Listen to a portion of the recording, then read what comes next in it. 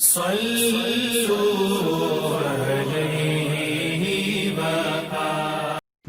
اللہ الرحمن الرحیم۔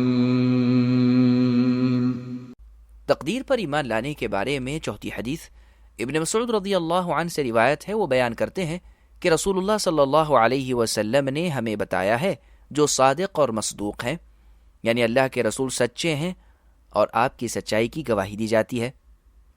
فرمایا کہ تم میں سے ہر شخص کی تخلیق یعنی پیدائش اس کی والدہ کے رحم میں 40 دن نطفے کی شکل میں رہتی ہے، بعد از 40 روز جمع ہوا خون، پھر 40 روز گوشت کا ٹکڑا، بعد از اللہ تعالیٰ اس کی جانب ایک فرشتے کو 4 کلمات دے کر بھیجتے ہیں۔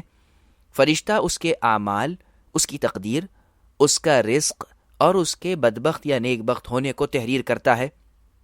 پھر اس میں روح کو ودیعت کیا جاتا ہے، یعنی روح کو ڈالا جاتا ہے۔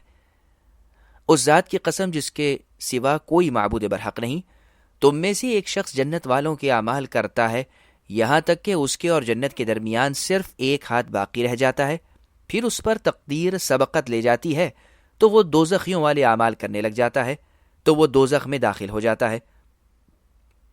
اور تم میں سے ایک شخص دوزخیوں والے افعال کرتا ہے یہاں تک کہ اس کے اور دوزخ کے درمیان صرف 1 ہاتھ باقی رہ جاتا ہے، پھر اس پر تقدیر غالب آ جاتی ہے اور وہ جنتیوں جیسے اعمال کرنے لگ جاتا ہے تو وہ جنت میں داخل ہو جاتا ہے۔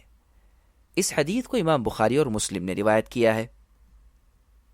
صلو علیہ